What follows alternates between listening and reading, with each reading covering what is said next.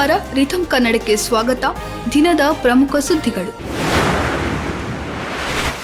ಕೇಂದ್ರ ಗೃಹ ಸಚಿವ ಅಮಿತ್ ಶಾ ಅವರು ಇಂದು ನವದೆಹಲಿಯಲ್ಲಿರುವ ಸಿಆರ್ಪಿಎಫ್ ಕೇಂದ್ರ ಕಚೇರಿಯಲ್ಲಿ ಕೇಂದ್ರೀಯ ಮೀಸಲು ಪೊಲೀಸ್ ಪಡೆಯ ಕಾರ್ಯಾಚರಣೆ ಮತ್ತು ಆಡಳಿತಾತ್ಮಕ ದಕ್ಷತೆಯ ಸಮಗ್ರ ಪರಿಶೀಲನೆ ನಡೆಸಿದರು.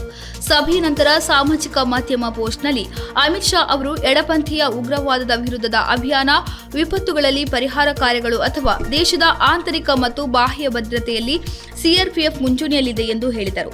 ಕಲ್ಯಾಣ ಯೋಜನೆಗಳ ಮೂಲಕ ಸಿಆರ್ಪಿಎಫ್ ಸಿಬ್ಬಂದಿ ಮತ್ತು ಅವರ ಕುಟುಂಬಗಳ ಜೀವನವನ್ನು ಆರಾಮದಾಯಕವಾಗಿಸಲು ನರೇಂದ್ರ ಮೋದಿ ಸರ್ಕಾರ ನಿರಂತರವಾಗಿ ಕೆಲಸ ಮಾಡುತ್ತಿದೆ ಎಂದು ಅವರು ಭರವಸೆ ನೀಡಿದರು. ಕೇಂದ್ರ ಗೃಹ ಮತ್ತು ಸಹಕಾರ ಸಚಿವ ಅಮಿತ್ ಶಾ ಬುಧವಾರ 10,000 ಹೊಸದಾಗಿ ಸ್ಥಾಪಿಸಲಾದ ವಿವಿಧೋದ್ದೇಶ ಪ್ರಾಥಮಿಕ ಕೃಷಿ ಸಾಲ ಸಂಘಗಳನ್ನು ಜೊತೆಗೆ ಡೈರಿ ಮತ್ತು ಮೀನುಗಾರಿಕಾ ಸಹಕಾರ ಸಂಘಗಳನ್ನು ಉದ್ಘಾಟಿಸಿದರು. ಈ ವೇಳೆ ಮಾತನಾಡಿದ ಅವರು, ಮಾಜಿ ಪ್ರಧಾನಿ ಅಟಲ್ ಬಿಹಾರಿ ವಾಜಪೇಯಿ ಅವರ ಅಧಿಕಾರಾವಧಿಯಲ್ಲಿ 97ನೇ ಸಾಂವಿಧಾನಿಕ ತಿದ್ದುಪಡಿಯನ್ನು ಜಾರಿಗೊಳಿಸಲಾಯಿತು. ಇದು ದೀರ್ಘಕಾಲದಿಂದ ಕಡೆಗಣಿಸಲ್ಪಟ್ಟಿರುವ ಸಹಕಾರಿ ಕ್ಷೇತ್ರವನ್ನು ಪುನಶ್ಚೇತನಗೊಳಿಸುವ ಅವರ ಬದ್ಧತೆಯನ್ನು ಎತ್ತಿ ತೋರಿಸುತ್ತದೆ ಎಂದಿದ್ದಾರೆ. ಶಾ ಅವರು ಇಬ್ಬರು ಗಣ್ಯ ವ್ಯಕ್ತಿಗಳಾದ ಪಂಡಿತ್ ಮದನ್ ಮೋಹನ್ ಮಾಳವೀಯ ಮತ್ತು ವಾಜಪೇಯಿ ಅವರ ಜನ್ಮದಿನದಂದು ಗೌರವ ಸಲ್ಲಿಸಿದರು.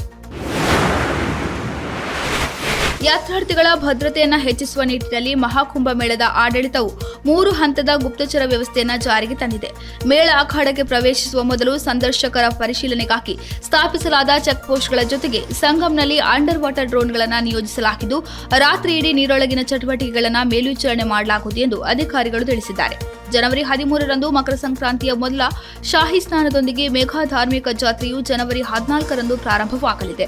ಮೇಳ ಆಡಳಿತದ ಪ್ರಕಾರ ಹೊಸ ವರ್ಷಾಚರಣೆಯ ಸಂದರ್ಭದಲ್ಲಿ ಸುರಕ್ಷತೆಯನ್ನು ಖಚಿತಪಡಿಸಿಕೊಳ್ಳಲು ಮಹಾಕುಂಭ ನಗರದ ದೇವಾಲಯಗಳು ಮತ್ತು ಪ್ರಮುಖ ಸ್ಥಳಗಳಲ್ಲಿ ಭದ್ರತೆಯನ್ನು ಬಲಪಡಿಸಲಾಗಿದೆ. ರಾಷ್ಟ್ರಪತಿ ದ್ರೌಪದಿ ಮುರ್ಮು ಅವರು ಇಂದು ನವದೆಹಲಿಯಲ್ಲಿ ಅಸಾಧಾರಣ ಸಾಧನೆ ಮಾಡಿದ 17 ಮಕ್ಕಳಿಗೆ ಪ್ರಧಾನಮಂತ್ರಿ ರಾಷ್ಟ್ರೀಯ ಬಾಲ ಪುರಸ್ಕಾರ ನೀಡಿ ಗೌರವಿಸಿದರು. 14 ರಾಜ್ಯಗಳು ಮತ್ತು ಕೇಂದ್ರಾಡಳಿತ ಪ್ರದೇಶಗಳಿಂದ ಬಂದಿರುವ ಈ ಮಕ್ಕಳು ಕಲೆ ಮತ್ತು ಸಂಸ್ಕೃತಿ, ಶೌರ್ಯ, ನಾವೀನ್ಯತೆ, ವಿಜ್ಞಾನ ಮತ್ತು ತಂತ್ರಜ್ಞಾನ, ಸಮಾಜ ಸೇವೆ, ಕ್ರೀಡೆ ಮತ್ತು ಪರಿಸರದಲ್ಲಿ ತಮ್ಮ ಸಾಧನೆಗಳಿಗಾಗಿ ಗುರುತಿಸಲ್ಪಟ್ಟಿದ್ದಾರೆ. ವಿಶ್ವ ಚೆಸ್ ಚಾಂಪಿಯನ್ ಡಿ ಗುಕೇಶ್ ಅವರಿಗೆ ಸೂಪರ್ ಸ್ಟಾರ್ ರಜನಿಕಾಂತ್ ಅವರು ಉಡುಗೊರೆ ನೀಡಿದ್ದಾರೆ. ನಟರಾದ ರಜನಿಕಾಂತ್ ಮತ್ತು ಶಿವಕಾರ್ತಿಕೇಯನ್ ಅವರನ್ನ ಭೇಟಿಯಾಗಿರುವ ಗುಕೇಶ್ ಈ ಸಂದರ್ಭದಲ್ಲಿ ಸ್ಟಾರ್ ನಟರು ಗುಕೇಶ್ಗೆ ಅಭಿನಂದನೆ ತಿಳಿಸಿ ಉಡುಗೊರೆ ನೀಡಿದ್ದಾರೆ. ಇಂಥ ಸೆಲೆಬ್ರಿಟಿಗಳನ್ನ ಭೇಟಿ ಮಾಡುವ ಅವಕಾಶ ಸಿಕ್ಕಿದ್ದಕ್ಕಾಗಿ ಗುಕೇಶ್ ಅವರು ಧನ್ಯವಾದ ಅರ್ಪಿಸಿದ್ದಾರೆ. ಅಲ್ಲದೆ ಸೋಷಿಯಲ್ ಮೀಡಿಯಾದಲ್ಲಿ ಫೋಟೋಗಳನ್ನು ಹಂಚಿಕೊಂಡಿದ್ದಾರೆ.